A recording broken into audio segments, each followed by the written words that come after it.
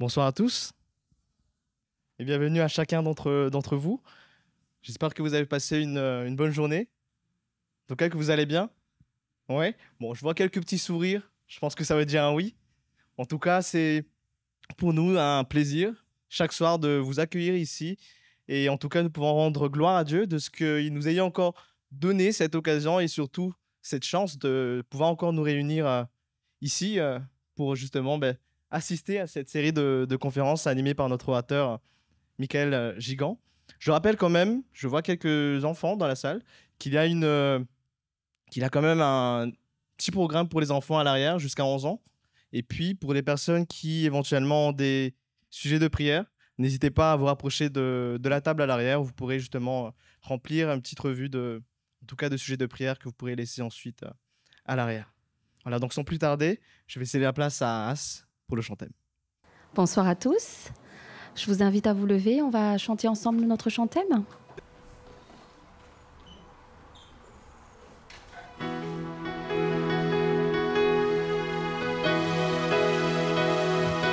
Ta parole est la vérité. Elle est lumière sur mon sentier. Je vous entends pas. Je peux avancer en sécurité sur les voies que tu as tracées. Amen, amen, amen. Ce que ta bouche a dit, ta main l'accomplit. Amen, amen. Loué soit l'Éternel. Je vous entends pas du tout. Ta parole est une arme puissante, une épée à double tranchante. En toi j'ai confiance, Dieu tout-puissant, éternel, Dieu triomphant. Amen, amen. Ce que ta bouche a dit, ta main l'accomplit. Amen, amen. Loué soit l'Éternel. Amen, amen.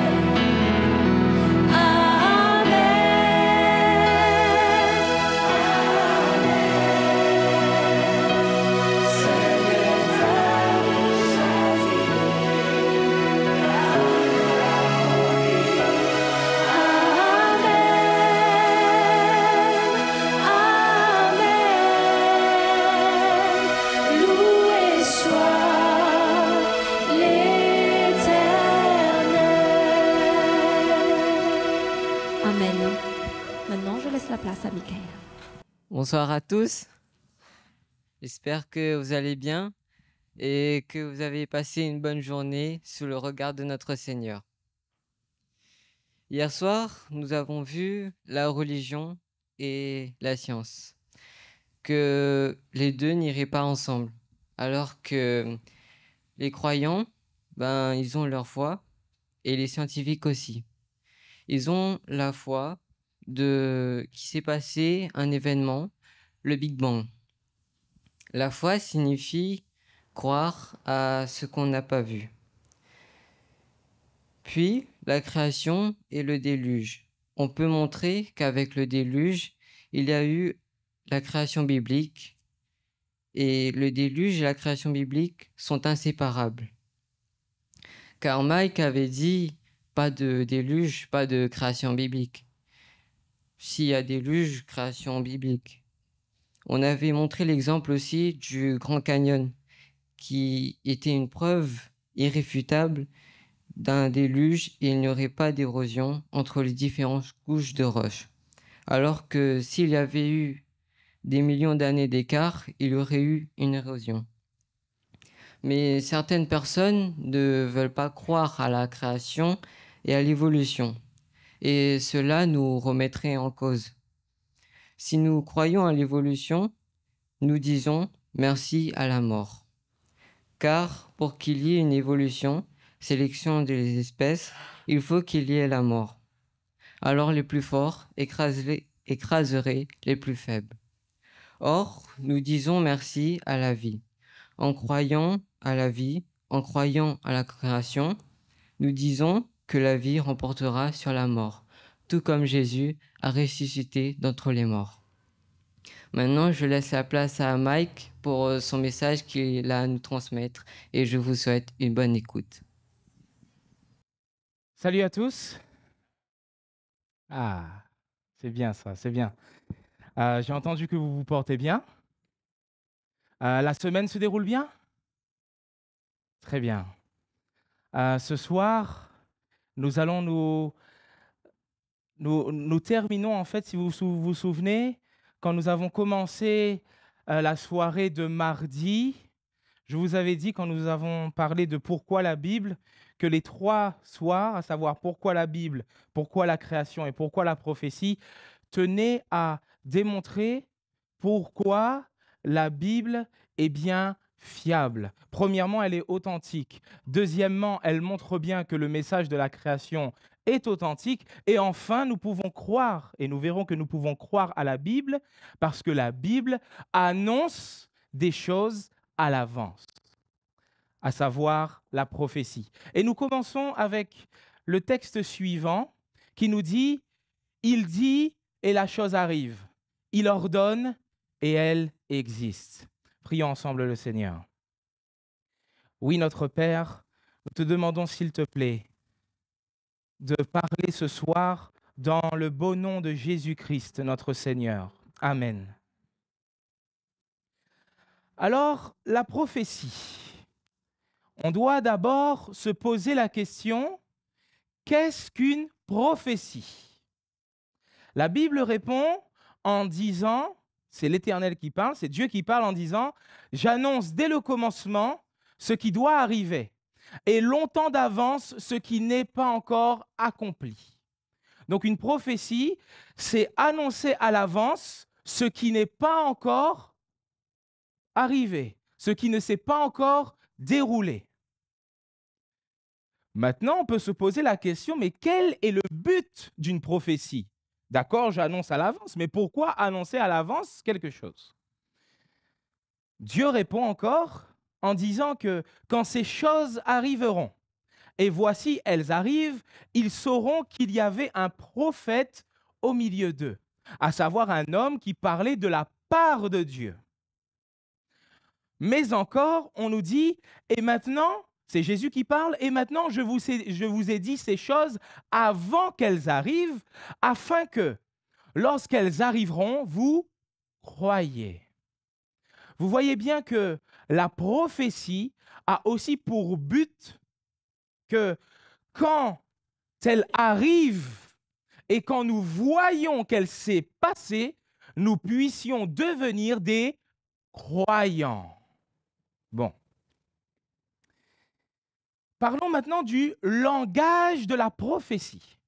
Vous vous souvenez, même avant qu'on entre dans ce soir, nous avons parlé un peu de prophétie, de choses que la Bible a dit et des événements qui se sont passés. Par exemple, nous avions parlé, souvenez-vous, à un moment, dans le livre de l'Apocalypse, on parlait de 2 témoins qui commençaient à parler de la part de Dieu, et on nous dit que ces 2 témoins ont été tués et ont été amenés sur une ville qui s'appelle symboliquement Sodome et Égypte. Et en passant par plusieurs textes, nous avons compris que ces 2 témoins, c'était la parole de Dieu, Ancien et Nouveau Testament. Et nous avons vu que cette ville qui s'appelle symboliquement Sodome et Égypte, qui symbolise la corruption morale et l'athéisme symbolisaient quel pays? La France. Nous avons vu qu'effectivement, cela s'est déroulé dans l'histoire, particulièrement au niveau de la Révolution française, où là, on a attaqué la Bible, on a aussi donné un coup de pied à l'éthique et à la morale en se corrompant. En voyant cela, on voit qu'on a dû, pour cette prophétie, passer par différents textes pour comprendre ce que la prophétie disait. Cela veut dire que le langage prophétique, c'est un langage symbolique. Et ça, il faut le comprendre. Quand on entre dans une prophétie, on n'entre pas directement dedans en essayant de comprendre directement ce que cela signifie. Par exemple, justement, dans le livre de l'Apocalypse, quand il commence, chapitre 1 au verset 1, il nous est dit « Révélation de Jésus-Christ, que Dieu lui a donné pour montrer à ses serviteurs les choses qui doivent arriver bientôt. Et il l'a signifié en l'envoyant par son ange. » Signifier, ça veut dire quoi? Ça veut dire qu'il a transmis son message par des signes et des symboles. Bon. Mais on peut se poser la question, mais pourquoi utiliser un langage symbolique? Est-ce que ça ne serait pas plus simple que Dieu puisse dire, ben voilà, c'est ça qui va se passer. Voilà, c'est ça qui va se passer. Mais il passe par des symboles. Et justement, dans le livre de Matthieu, chapitre 13, les disciples ont posé une question à Jésus qui est un peu de cet ordre-là. Parce que Jésus, il parlait beaucoup en parabole. Une parabole, ce n'est pas forcément une prophétie, mais la parabole utilise aussi un langage symbolique. Donc, les disciples lui ont dit, mais Maître, Seigneur, pourquoi parles-tu avec ce langage? Et Jésus leur a répondu, je parle avec ce langage parce que vous, les disciples, il vous a été donné le mystère. Mais aux autres, le mystère n'a pas été donné. Cela signifie, écoutez bien, que Jésus dit que le message n'est pas pour tous. Attention, quand je dis que le message n'est pas pour tous, je ne suis pas en train de dire que l'évangile éternel n'est pas pour l'annoncer à tous les peuples, à toutes les nations. Mais Jésus est en train de dire que son message ne peut pas être compris de tous. Pourquoi? Parce que certains, et c'est Jésus répond encore à ses disciples en disant qu'ils ont le cœur dur, qu'ils ont des oreilles mais qu'ils n'entendent pas. Voilà pourquoi Jésus va passer par un langage symbolique pour que ses serviteurs puissent comprendre. Très bien. Maintenant que nous avons fait un peu ce parcours général, voyons la prophétie dans la Bible. Et ce soir, j'ai choisi des axes de manière assez arbitraire, encore une fois, mais qui nous montrent avec puissance que Dieu annonce les choses à l'avance. Premièrement, voyons Babylone.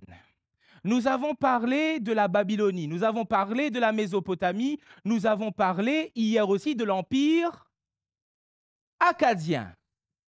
Il y a des gens qui suivent. Ah, c'est super ça.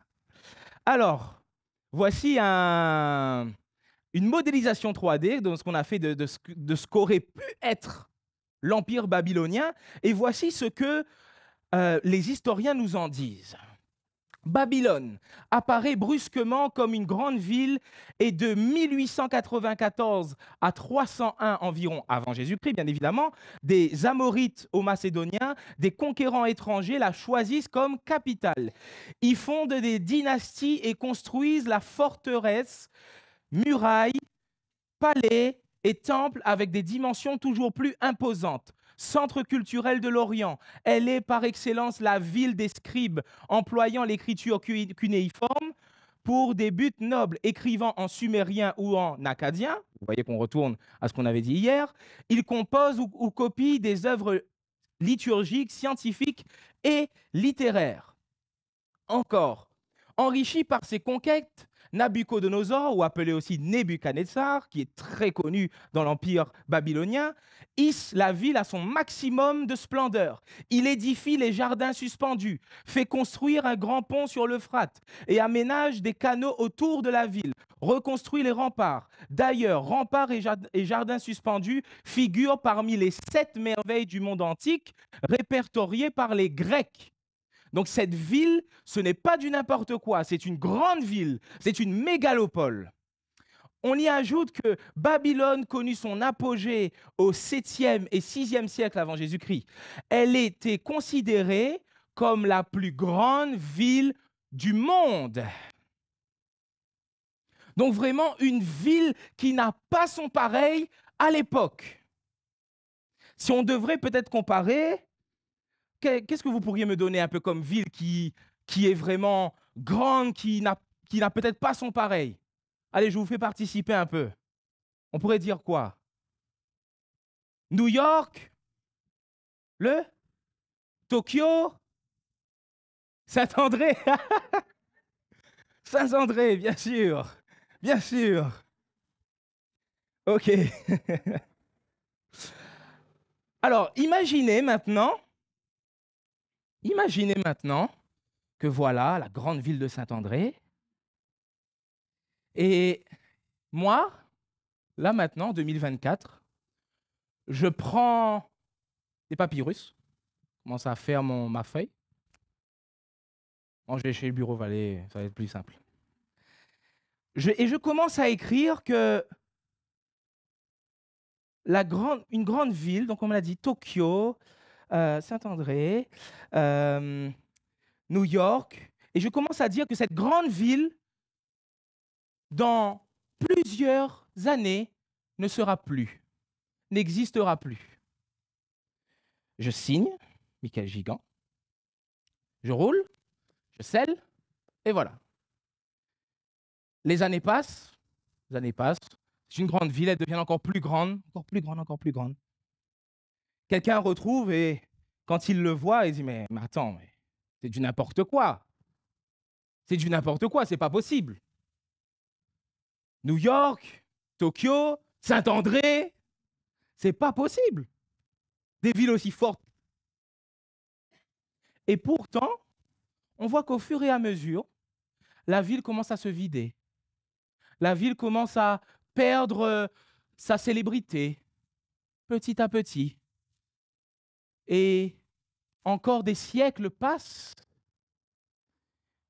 Et on voit, et en plus, n'oubliez pas que nous avions parlé le premier soir de déclin démographique. Et on voit que finalement, les villes que l'on a citées, les superbes grandes villes, deviennent complètement désertes. Et on voit que j'avais écrit ça bien à l'avance. Hasard? Peut-être. Coup de chance. Le prophète Ésaïe est un prophète qui a vécu au 8e siècle avant Jésus-Christ. Babylone a connu sa plus grande célébrité entre le 7e et le 6e, donc même après Ésaïe. Mais voici ce que Ésaïe va dire de la part du Seigneur. Babylone, l'ornement des royaumes, la fière parure des Chaldéens, c'est-à-dire les habitants de Babylone, sera comme Sodome et Gomorrhe que Dieu détruisit. Elle ne sera plus jamais habitée, elle ne sera plus jamais peuplée. Les animaux du désert y prendront leur gîte. Les hiboux rempliront ses maisons. Les autruches en feront leur demeure. Et les boucs y sauteront. Les chacals hurleront dans ses palais. Et les chiens sauvages dans ses maisons de plaisance. Son temps est près d'arriver et ses jours ne se prolongeront pas. L'exemple que je vous ai donné avant avec moi qui écrivait sur Tokyo, c'est la même chose qui s'est passée avec Ésaïe. Parfois, pour nous, nous pourrions dire, mais oui, c'est normal. Mais réfléchissez à l'époque. Babylone, c'était la grande ville. C'était la ville qui ne peut pas s'éteindre. Et pourtant, Babylone a commencé à vivre un déclin. Voici ce qui nous est dit. Les autres rois de Perse, accaparés par la guerre contre les Grecs, s'intéressent peu à leur nouvelle satrapie, c'est-à-dire Babylone. À partir du 5e siècle, écartés du grand commerce, écrasés sous les charges fiscales, la Babylonie connaît un grand marasme économique. Sa situation culturelle est aussi peu brillante. Les Perses, accourus en grand nombre sous les règnes de Darius, Xerxès, impose dans les vallées du Tigre et de l'Euphrate les divinités iraniennes. L'araméen, devenu la langue officielle de l'empire achéménide, achève de supplanter le dialecte babylonien. La culture suméro-akkadienne ne survit que dans les cercles étroits des scribes et des savants. En 331, Babylone amoindrie, opprimé et appauvri, acclame Alexandre le Grand, qui en fait la capitale de l'Asie et voudrait lui redonner sa splendeur. Mais il la délaisse pour d'autres conquêtes. De retour 9 ans après, il a tout juste le temps d'y mourir. Et enfin, dès lors, Babylone continue de courir vers son déclin. Peu après 301, la fondation macédonienne de Séleucie du Tigre lui ravit son statut de capitale. Les Parthes, indifférents à son sort, la laissent décliner. Au 1er siècle avant Jésus-Christ, le géographe grec Strabon trouve le site désert. Babylone. Et maintenant, à quoi ressemble Babylone? Voici à quoi ressemble Babylone. La grande Babylonie, la capitale du monde, la ville des villes. Voilà à quoi elle ressemble. Alors, il y a quelques années en arrière, un certain Saddam Hussein, qui s'est revendiqué être le successeur de Nebuchadnezzar, s'est dit « Je vais refonder Babylone ». C'est ce que vous voyez un peu dans le fond là. Le grand château qu'il a fait dans le fond. Il a dit, voilà, je vais refonder Babylone. Mais le temple est désert. Personne n'y habite.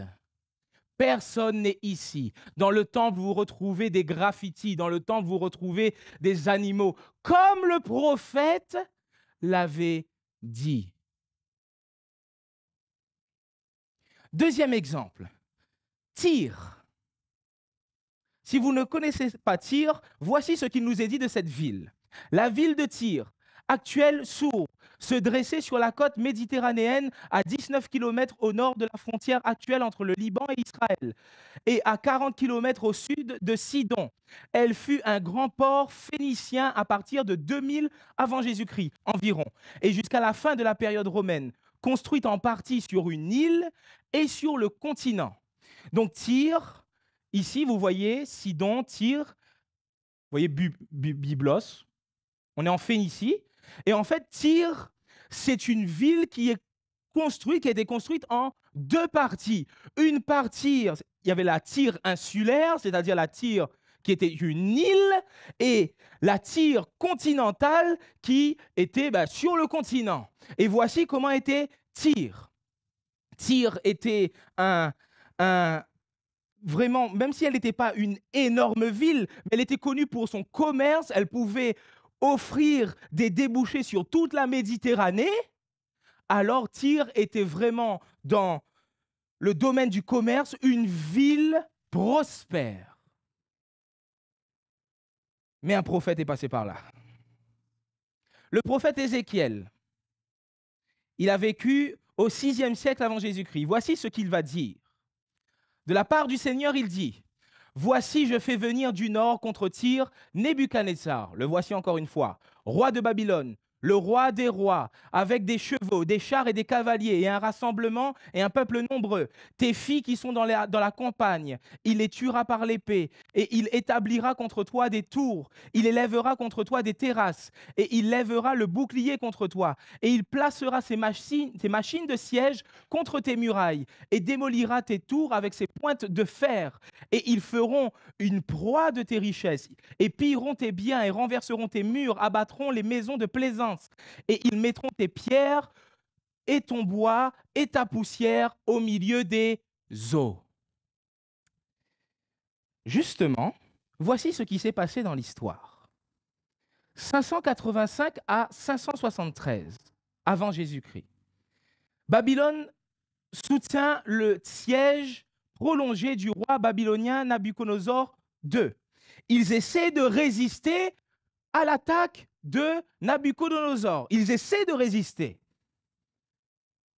Elle opposa à l'armée du conquérant macédonien Alexandre le Grand, qui, lui, il va réussir à s'emparer de Tyr en 322 après 7 mois de siège. Ce qui est intéressant, c'est que, malgré qu'il arrive à s'emparer de Tyr, voici ce qui se passe. Ce dernier détruisit complètement la partie continentale de la ville et utilisa les décombres pour construire une immense digue pour accéder à sa partie insulaire. Parce que le problème était que, même avec Nebuchadnezzar, on avait réussi à prendre la Tyr continentale, mais la Tyr insulaire, qui était du coup entourée d'eau, bien évidemment, était quasiment imprenable. Sauf que Alexandre le Grand, esprit très vif, très conquérant, très rapide, va avoir cette idée de construire une digue entre la partie continentale et la partie insulaire. Et on nous dit qu'il a construit cette digue avec quoi? Avec les décombres de la partie continentale. Justement, avez-vous remarqué ce que le prophète a dit? Le prophète a dit: ils feront une proie de tes richesses. Ils pilleront tes biens et renverseront tes murs et abattront tes maisons de plaisance. Ils mettront tes pierres, ton bois, ta poussière où? Au milieu des eaux. C'est exactement ce qu'Alexandre le Grand a fait pour pouvoir s'emparer de la Tyr insulaire.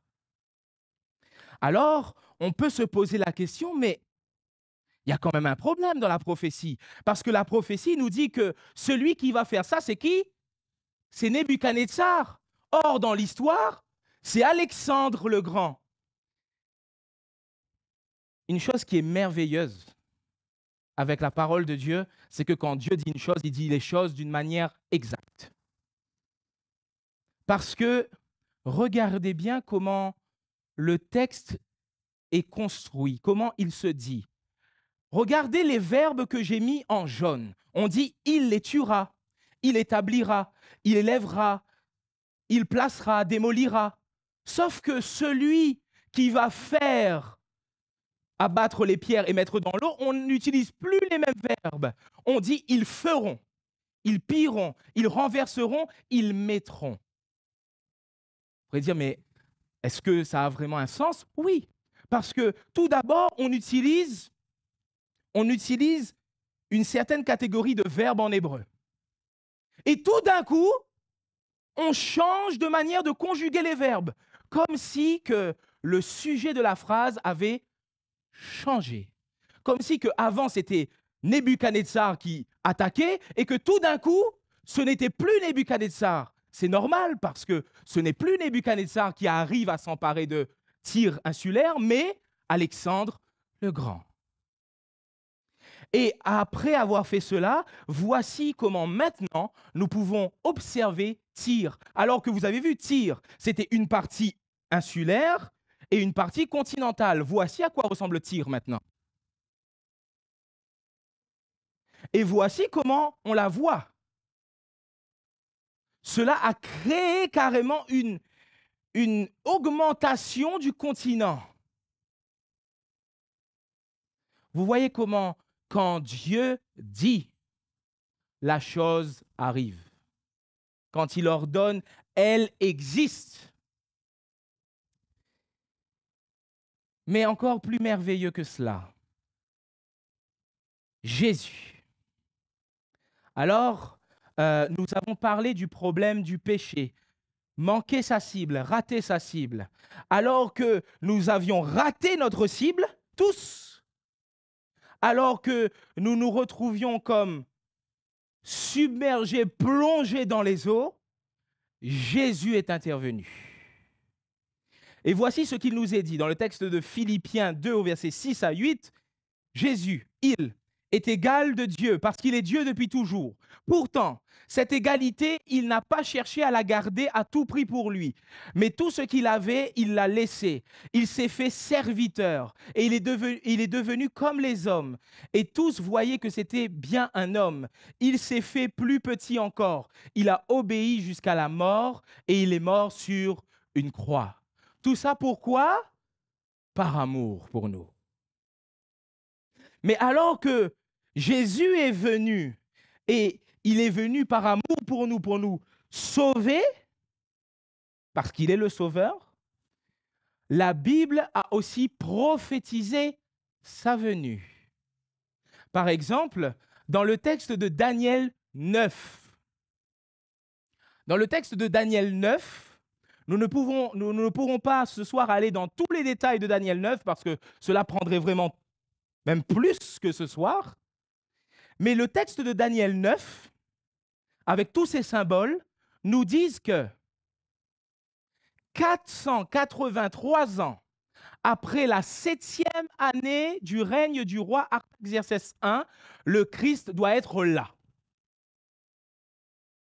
Voilà ce que la prophétie nous dit. 483 ans après la 7e année du roi Artaxerxès I, le Christ doit être présent. Très bien. On regarde c'est quand la 7e année du roi Artaxerxès I. La 7e année, c'est moins 457. Moins 457 plus 483, ça fait combien? Vous voyez, on avait parlé hier de l'évolution des Akkadiens qui connaissaient, calculaient, connaissaient Pythagore avant Pythagore. Ça fait combien ça? Moins 27, non.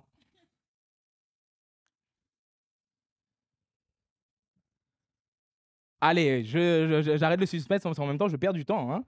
Ça fait en soi 26. Mais quand on calcule des dates, il ne faut jamais oublier que l'an 0 n'existe pas. Comme l'an 0 n'existe pas, il faut toujours ajouter plus 1. OK? Donc ça nous amène finalement à l'an 27. Et qu'est-ce qui s'est passé dans l'histoire en l'an 27? Jésus a été baptisé. On aurait pu se dire, mais pourquoi ce n'est pas la date de sa naissance? Le texte de Daniel 9 nous dit que le Christ doit être là. Or, il nous est dit que Jésus a été oint, parce que Christ, ça veut dire être oint, verser de l'huile sur la tête. Jésus a été oint du Saint-Esprit lors de son baptême.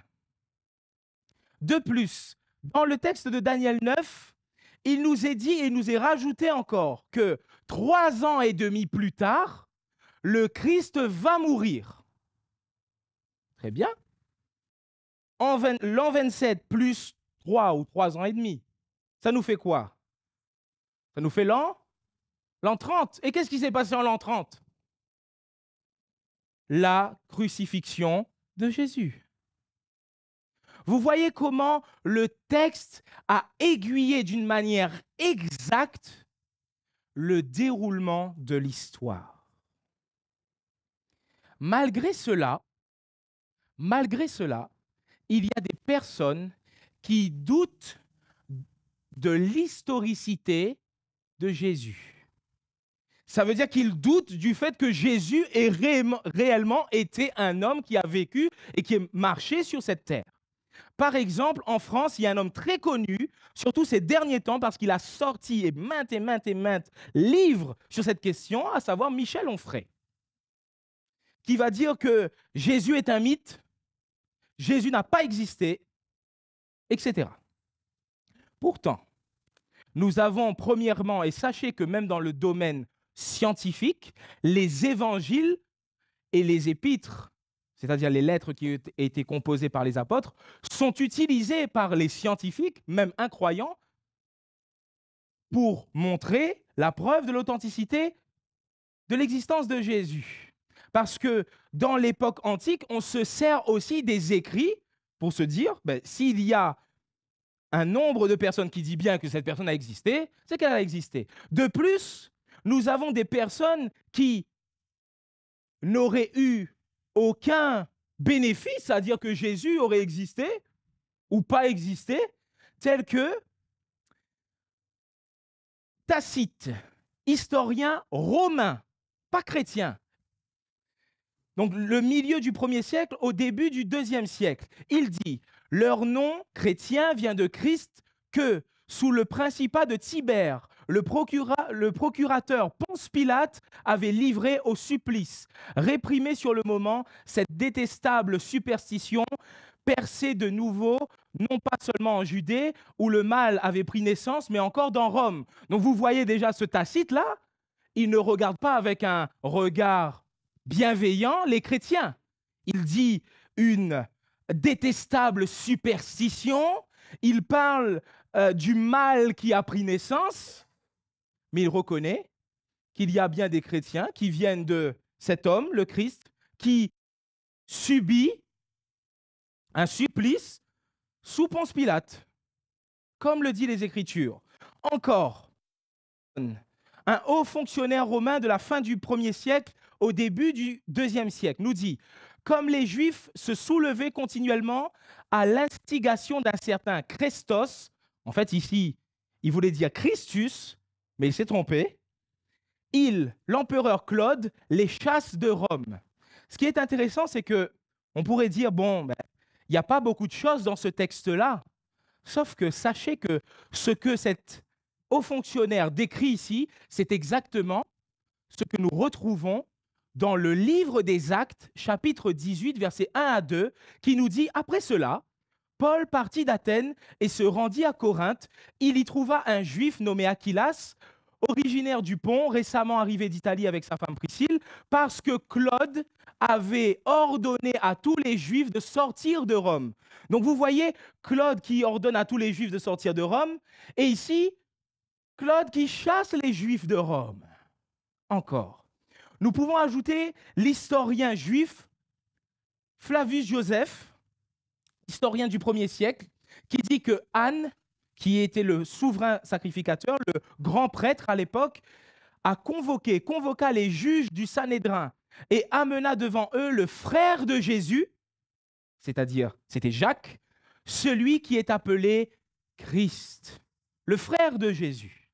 Il en parle d'une manière tout à fait décomplexée. Et nous pouvons ajouter encore à cela d'autres écrits juifs, comme le traité Sanhédrin 43a, qui nous dit « Yeshua », parle de Jésus, fut pendu au soir la veille de la Pâque. 40 jours plus tôt, un héros avait proclamé « Il sera mené à la lapidation, car il a pratiqué la magie, il a séduit et repoussé Israël. Quiconque veut déposer en sa faveur, qu'il vienne et produise son témoignage. Comme rien ne fut allégué à sa décharge, il fut pendu au soir la veille de la Pâque. » Vous voyez encore une fois un homme qui n'est pas adhérent du Christ, qui dit que le Christ était un magicien, mais qui reconnaît que Jésus a bien existé.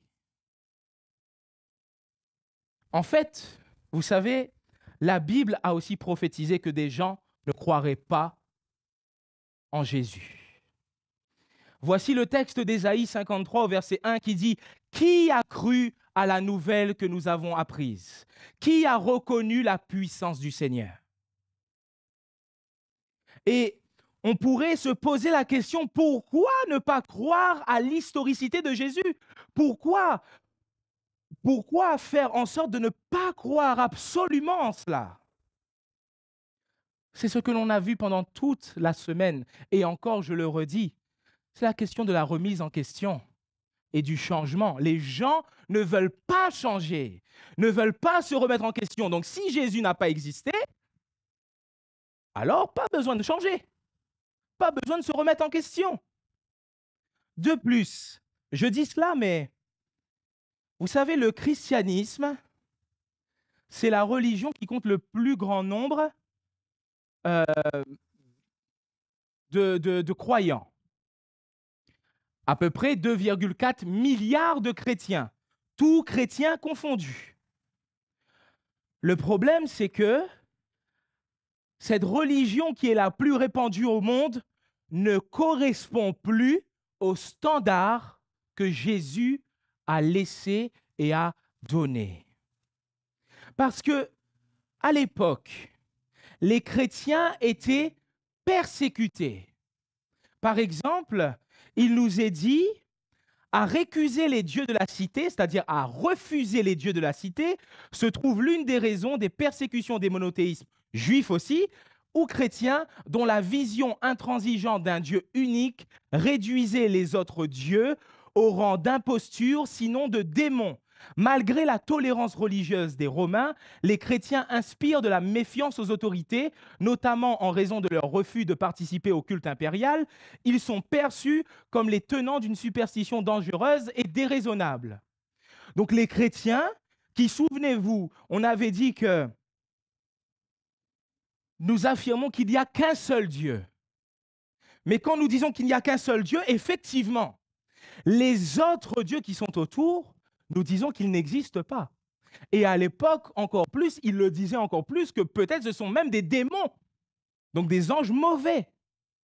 Alors effectivement, les Romains à l'époque ont commencé à persécuter les chrétiens parce qu'ils n'acceptent pas leur Dieu aussi. C'est pourquoi, par exemple, Tertullien, un chrétien du 2e, 3e siècle, nous dit ceci. Si le Tibre a inondé la ville, c'est un fleuve, si le Nil n'a pas inondé les campagnes, s'il n'a pas plu, si la terre a tremblé, s'il y a une famine, un fléau, aussitôt on crie « des chrétiens pour le lion ». Parce qu'on jetait sur les chrétiens tous les maux de la terre. Petite parenthèse, c'est ce qui va se passer aussi à la fin des temps. Je ferme la parenthèse. Certains vont peut-être dire que la grande majorité des chrétiens ne sont plus persécutés parce que notre monde est plus civilisé. Il est plus gentil qu'avant. Mais sauf que nous avons vu hier soir que ce n'est pas une évolution, mais c'est une dégradation. OK? Alors pourquoi la persécution n'est-elle plus présente? Pourquoi n'est-elle plus ici? Pourquoi n'est-elle plus là? Alors je m'accorde à vous dire ce soir, avec l'auteur que je vais citer, qui, j'en suis certain, a raison dans ce qu'elle dit, à savoir l'auteur Ellen White, dans le livre La Grande Controverse, elle va dire « La seule raison est que l'Église, ayant accepté les standards du monde, n'éveille alors plus aucune opposition. La religion qui prévaut de nos jours n'est pas caractérisée par la pureté et la sainteté qui distinguaient les chrétiens au temps du Christ et des apôtres. C'est à cause du compromis avec le péché, de l'indifférence à l'égard des grandes vérités de la parole de Dieu et de l'absence de piété véritable dans l'Église que le christianisme est apparemment si populaire dans le monde. Le christianisme est si populaire dans le monde, non pas parce que la vérité de la parole de Dieu touche les cœurs, malheureusement, mais parce que les chrétiens se sont conformés au monde. Et ça, vu qu'on est dans Pourquoi la prophétie, la Bible l'avait dit aussi d'avance. En disant par exemple, Dans le texte de 1 Jean 2 au verset 18 à 19. Petits enfants, c'est la dernière heure. Comme vous avez appris qu'un antéchrist doit venir. L'antéchrist, c'est celui qui est contre le Christ, c'est l'adversaire du Christ. Il y a maintenant plusieurs antéchrists. Par là, nous connaissons que c'est la dernière heure. Écoutez bien, ils sont sortis où? Du milieu de nous. Mais ils n'étaient pas des nôtres. Car s'ils eussent été des nôtres, ils seraient demeurés avec nous. Mais cela est arrivé afin qu'il fût manifeste que tous ne sont pas des nôtres.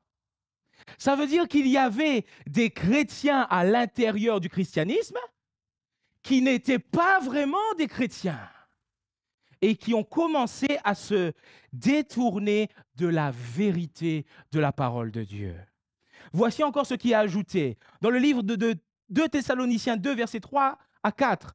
Il faut que l'apostasie, c'est le fait de renier la vérité, il faut que l'apostasie soit arrivée auparavant et qu'on ait vu paraître l'homme du péché, le fils de la perdition, l'adversaire qui s'élève au-dessus de tout ce qu'on appelle Dieu ou de ce qu'on adore jusqu'à s'asseoir où? Dans le temple de Dieu, se proclamant lui-même Dieu. Donc on voit encore ici que la Bible a prophétisé, Dieu a prophétisé qu'à un moment, malheureusement, ceux qui se disent être chrétiens se détourneront. Alors avec tout cela, nous voyons que la parole de Dieu s'accomplit d'une manière certaine. Nous l'avons vu avec Babylone, nous l'avons vu avec Tyr, nous le voyons avec Jésus et ses paroles. Et c'est normal parce que Dieu a dit, la pluie et la neige tombent du ciel. Elles n'y retournent pas sans produire un résultat. Elles arrosent la terre et elles la rendent fertile et font pousser les graines. Ainsi, elles donnent des graines à semer et de la nourriture à manger. De la même façon, la parole qui sort de ma bouche ne revient pas vers moi sans résultat. Elle réalise ce que je veux, elle accomplit la mission que je lui ai confiée. Mais dans tout cela, nous avons vu des prophéties qui sont d'une manière, on va dire d'une manière générale, d'une manière planétaire. Mais on pourrait se demander, est-ce que Dieu n'aurait-il pas une prophétie pour moi? Est-ce que Dieu n'aurait-il pas une parole pour moi dans tout cela? Voici ce que le Seigneur te dit ce soir. J'accomplirai en ta faveur ma bonne parole, car je connais les projets que j'ai formés sur toi, dit l'Éternel. Projets de paix et non de malheur, afin de te donner un avenir et de l'espérance. Tu m'invoqueras et tu partiras, tu me prieras et je te répondrai. Encore le Seigneur ajoute ce soir, voici, je te donnerai la guérison et la santé. Je te guérirai et je t'ouvrirai une source abondante de paix et de fidélité. Nous avons vu que ce que le Seigneur a dit, c'est réalisé. Ce qu'il a dit, c'est accompli. Si le Seigneur a dit qu'il te guérira, il le fera. J'aimerais attirer votre attention ce soir. Vous voyez, je prends mon téléphone, comme j'avais dit dans la semaine. La Bible, maintenant, on la trouve aussi sur le téléphone. J'attire votre attention sur l'histoire que l'on trouve dans les quelques petits versets, les premiers versets de Matthieu au chapitre 8. On nous dit dans cette histoire que Jésus est descendu de la montagne et que une grande foule le suivait. Et on nous dit, voici, un lépreux s'était approché de Jésus et se prosterna devant lui. Et lui dit, Seigneur, si tu le veux, tu peux me rendre pur.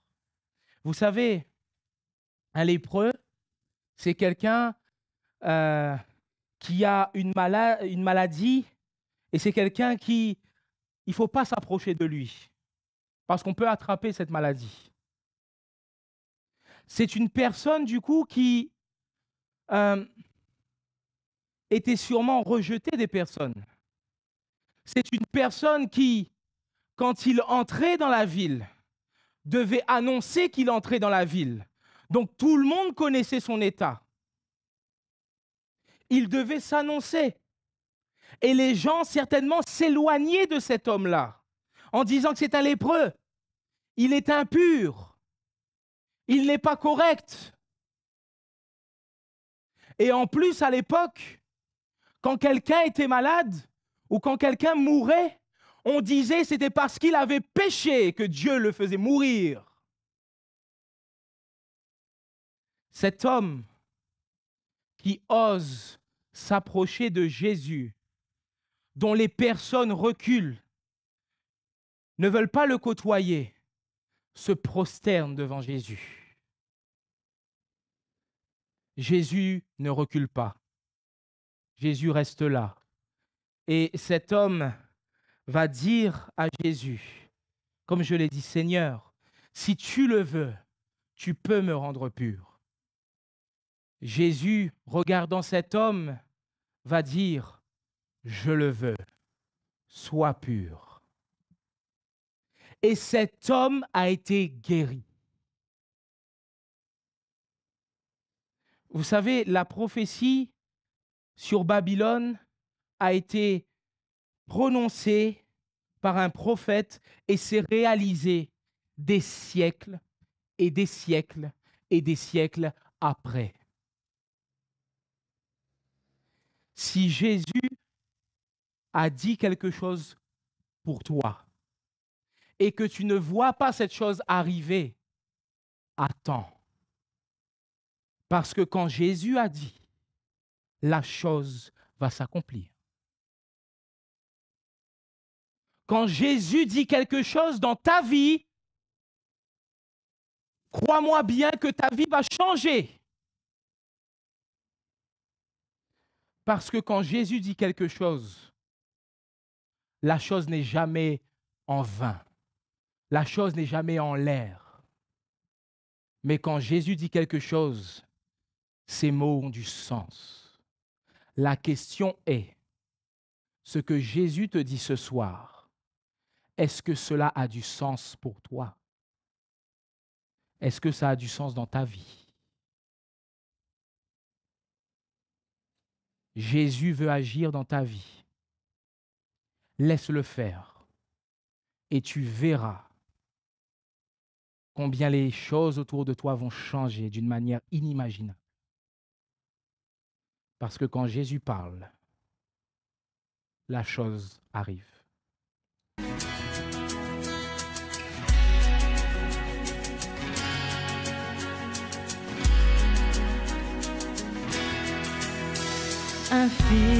Infiniment, abondamment,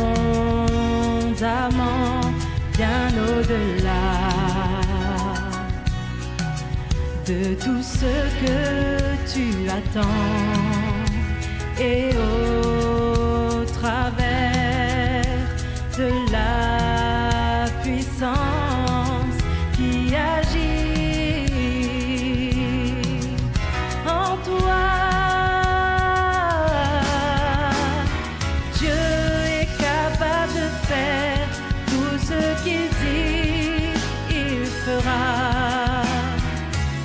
Il accomplira toutes ses promesses envers toi.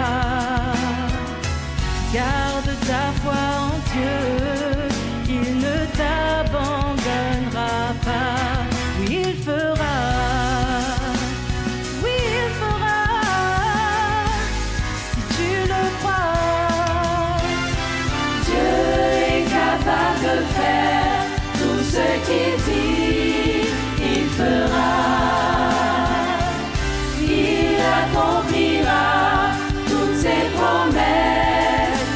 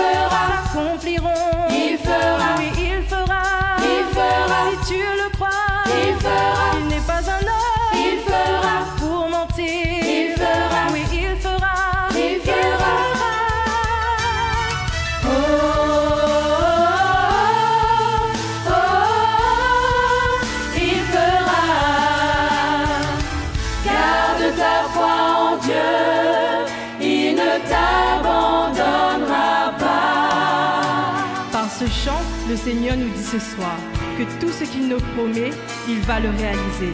Donc aie confiance en lui. Amen. Garde ta foi en Dieu, il ne t'abandonnera pas. Et il nous dit encore dans sa parole, car lorsque Dieu dit, la chose arrive. Lorsqu'il ordonne, elle existe. Garde ta foi en Dieu, il ne t'abandonnera pas. Garde ta foi en Dieu, il ne t'abandonnera pas. Oui, il fera.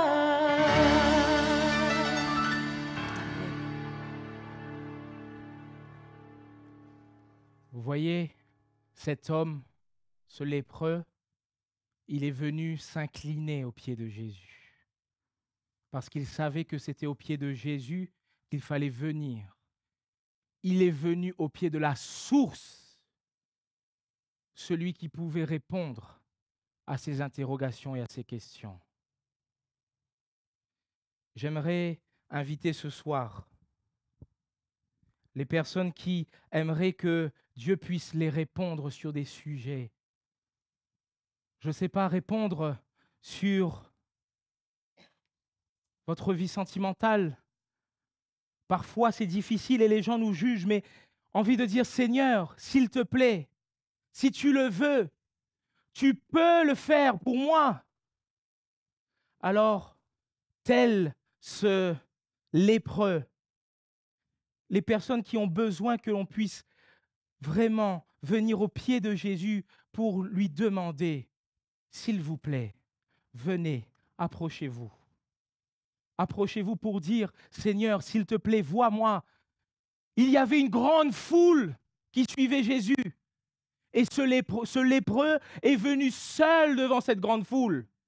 Il n'avait pas peur de venir devant cette grande foule parce qu'il voulait que Jésus agisse pour lui. Pour lui.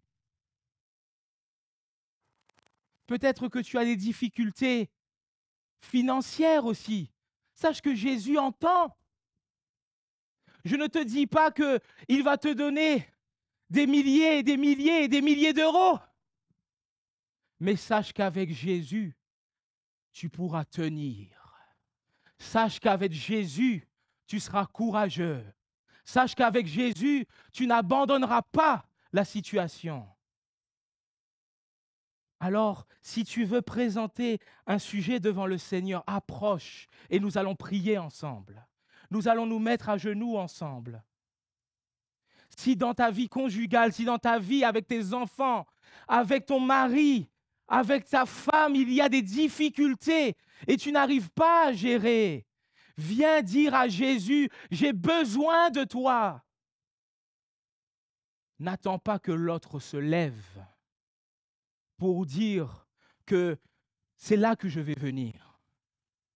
N'attends pas de voir qu'il y ait plus, mais montre à Jésus, j'ai besoin que tu interviennes dans ma situation. Parce que ma situation, je n'en peux plus. Ma situation, je n'en veux plus. Viens dire au Seigneur Jésus, j'ai besoin de toi. Viens dire au Seigneur Jésus, je sais que si tu le veux, tu peux agir dans ma vie. S'il y a encore quelqu'un, il est encore le moment de venir. Parce que Jésus accepte aussi les retardataires. Jésus les accueille et dit, viens, viens et entre. Alors que nous allons nous mettre à genoux, nous allons prier ensemble notre Seigneur.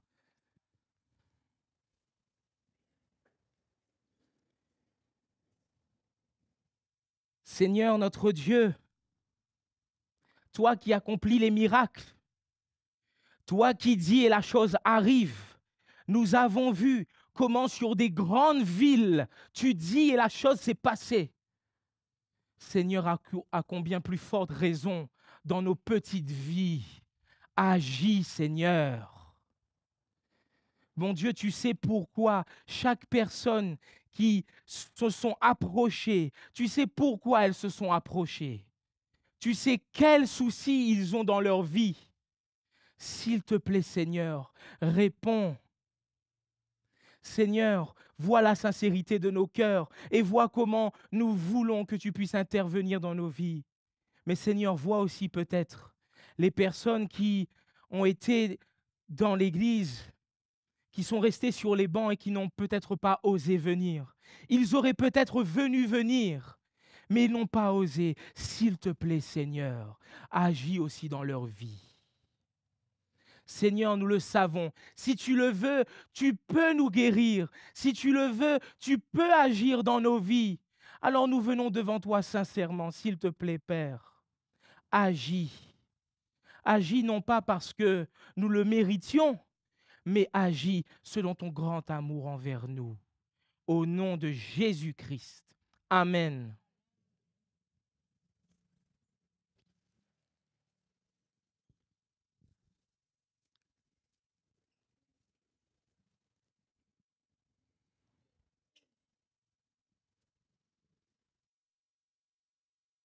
Alors demain, nous allons aborder le sujet de la foi. La foi qu'on retrouve dans Hébreux 11, le verset 1er. Or, la foi est une ferme assurance des choses qu'on espère, une démonstration de celles qu'on ne voit pas. Mais pourquoi la foi? Alors pour le découvrir, je vous donne rendez-vous demain, ici même, 18h30, à l'église de Saint-André, 380 rue La Caussade. Ça n'a pas changé. En tout cas, revenez toujours avec votre sourire pour le commencement de sabbat. Ça sera toujours avec un plaisir que nous allons vous accueillir. Rentrez bien, bonne soirée à tous.